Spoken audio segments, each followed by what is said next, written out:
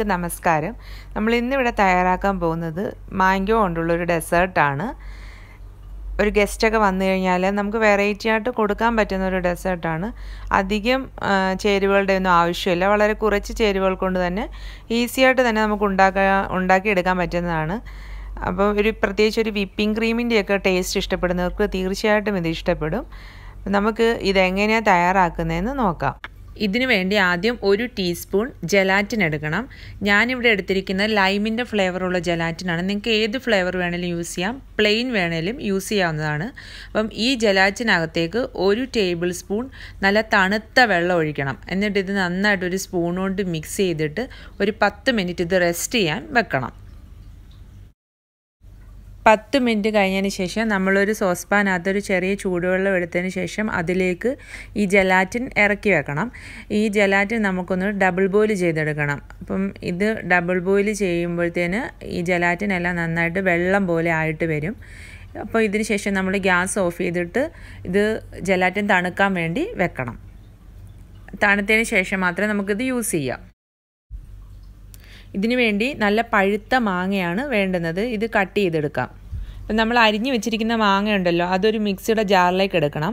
അപ്പോൾ അതിനകത്തേക്ക് ഒരു 1/2 കപ്പ് കണ്ടൻസ്ഡ് മിൽക്ക് ചേർക്കണം. അപ്പം ഞാനിവിടെ എടുത്തിരിക്കുന്നത് 90 ഗ്രാമാണ്. അപ്പം നിങ്ങൾക്ക് മധുരത്തിനനുസരിച്ച് ചേർക്കാവുന്നതാണ്. അതിലേക്ക് നമ്മൾ മുമ്പേ ജെലാറ്റിൻ തണുക്കാൻ വേണ്ടി വെച്ചിട്ടുണ്ടായിരുന്നല്ലോ, ആ ജെലാറ്റിനും കൂടെ ഇതിനകത്തോട്ട് ചേർത്ത് കൊടുക്കാം.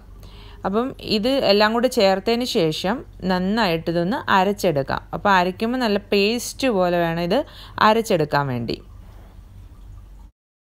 അപ്പം മാങ്ങ അരച്ചെടുത്തിട്ടുണ്ട്. ഇത് നമുക്കൊരു ബൗളിലേക്ക് മാറ്റാം.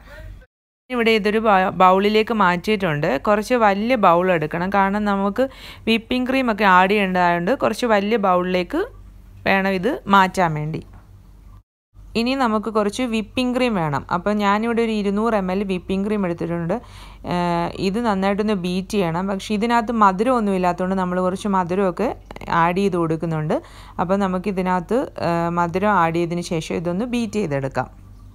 ഇതിലേക്കൊരു 2 ടേബിൾ സ്പൂൺ പൊടിച്ച പഞ്ചസാര ചേർത്ത് കൊടുക്കാം. അതോടൊപ്പം തന്നെ ഒരു നുള്ള് വാനില എസൻസ് കൂടെ ചേർത്ത് കൊടുക്കാം. വാനില എസൻസ് ഒന്നും ഒത്തിരി കൂടിപ്പോരുതേ. കൂടിപ്പോയി കഴിഞ്ഞാൽ പിന്നെ ടേസ്റ്റൊക്കെ വേറെ മാറും. അതുകൊണ്ട് ഒരു നുള്ളു വാനില എസൻസ് മതി. ആ ഒരു ഫ്ലേവറിന് വേണ്ടി മാത്രമാണ്. അപ്പോൾ ഇത് നന്നായിട്ടൊരു സ്പൂൺ കൊണ്ട് ഇളക്കിയതിന് ശേഷം നമുക്കിതൊരു ഹാൻഡ് ബ്ലെൻഡർ ഉപയോഗിച്ചിട്ട് ഇതൊന്ന് ബീറ്റ് ചെയ്തെടുക്കണം. അഥവാ ഹാൻഡ് ബ്ലെൻഡർ ഒന്നും ഇല്ലയെന്നുണ്ടെങ്കിൽ ഒരു തടിത്തവി ആയാലും മതി, നന്നായിട്ട് ബീറ്റ് ചെയ്തെടുക്കാൻ പറ്റും. അപ്പം ഈ ഹാൻഡ് ബ്ലെൻഡർ വെച്ചിട്ട് നമുക്കിത് നന്നായിട്ടൊന്ന് ബീറ്റ് ചെയ്തെടുക്കാം. കേക്കിനൊക്കെ ചെയ്യുന്ന പോലെ തന്നെ ഒന്ന് ബീറ്റ് ചെയ്തെടുക്കാം. ഇപ്പം നമ്മുടെ വിപ്പിംഗ് ക്രീമൊക്കെ നന്നായിട്ട് ബീറ്റ് ചെയ്തിട്ടുണ്ട്. ഈ ഒരു പരുവത്തിൽ വേണം നമ്മൾ ആ ക്രീം ആക്കിയെടുക്കാൻ വേണ്ടി. നമ്മളിനി അടുത്തായിട്ട് ചെയ്യാൻ പോകുന്നതെന്ന് പറഞ്ഞാൽ നമ്മൾ മുമ്പേ മാങ്ങ അരച്ച് വെച്ച് ഒരു ബൗളിലാക്കി വെച്ചിട്ടുണ്ടല്ലോ, ആ ബൗളിലേക്ക് ഈ ക്രീം കുറേശ്ശെയായിട്ട് ചേർത്ത് കൊടുക്കും. അപ്പോൾ കുറേശ്ശെയായിട്ട് ചേർത്ത് കൊടുത്തതിന് ശേഷം എല്ലാം കൂടെ മിക്സ് ചെയ്തെടുക്കുകയാണ് ചെയ്യുന്നത്. അപ്പോൾ നമുക്ക് ആ ബൗളിലേക്ക് ഈ ക്രീം ആദ്യം കുറച്ച് ചേർക്കാം. ചേർത്തതിന് ശേഷം നമുക്കിതൊന്ന് മിക്സ് ചെയ്ത് എടുക്കാം.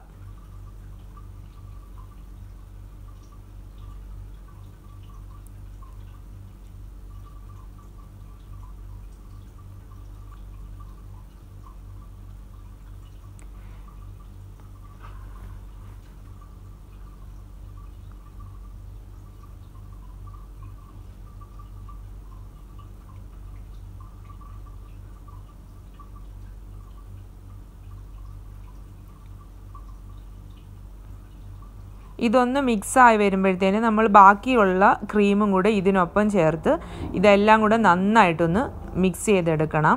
നല്ല ഫോൾഡ് ചെയ്ത് നന്നായിട്ട് എടുക്കണം. ഇതെല്ലാം കൂടെ നന്നായിട്ട് മിക്സ് ചെയ്തെടുത്തിട്ടുണ്ട്.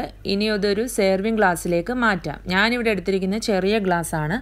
നിങ്ങൾക്ക് ഇഷ്ടമുള്ള ഗ്ലാസ് ഇതിനു വേണ്ടി യൂസ് ചെയ്യാവുന്നതാണ്. അപ്പോൾ ഒരു സ്പൂൺ ഉപയോഗിച്ച് കുറേശ്ശെയായിട്ട് ഗ്ലാസ്സിലേക്ക് മാറ്റി കൊടുക്കാം.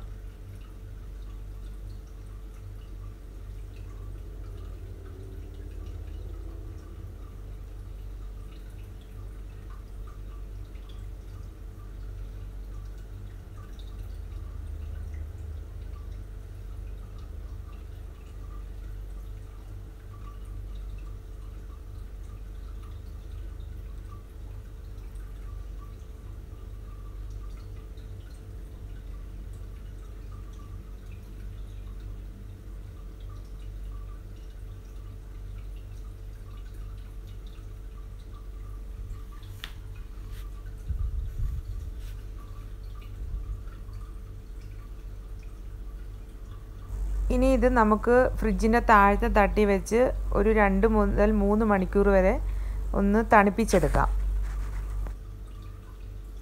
ഏകദേശം 3 മണിക്കൂറിന് ശേഷം നമ്മളിത് ഫ്രിഡ്ജിൽ നിന്ന് പുറത്തെടുത്തു.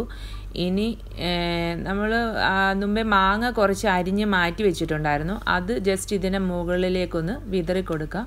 നമ്മൾ കഴിക്കുമ്പോൾ ഒരു കടി കൊള്ളാൻ വേണ്ടിയാണ്, അല്ലെങ്കിൽ ജസ്റ്റ് ക്രീം മാത്രമായിട്ട് ഇങ്ങനെ ഇരിക്കും.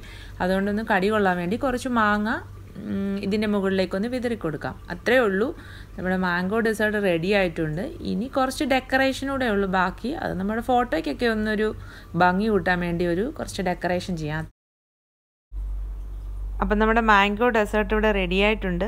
അപ്പം നിങ്ങളിത് ട്രൈ ചെയ്ത് നോക്കിയിട്ടില്ലെങ്കിൽ തീർച്ചയായിട്ടും ട്രൈ ചെയ്ത് നോക്കണം. വളരെ ഈസിയാണ്, നല്ല ടേസ്റ്റിയുമാണ്. കുറച്ച് ചേരുവകൾ ഉപയോഗിച്ച് നമുക്ക് ചെയ്യാൻ പറ്റുന്നതാണ്. അപ്പം എല്ലാവരും ട്രൈ ചെയ്ത് നോക്കണം. Thank you.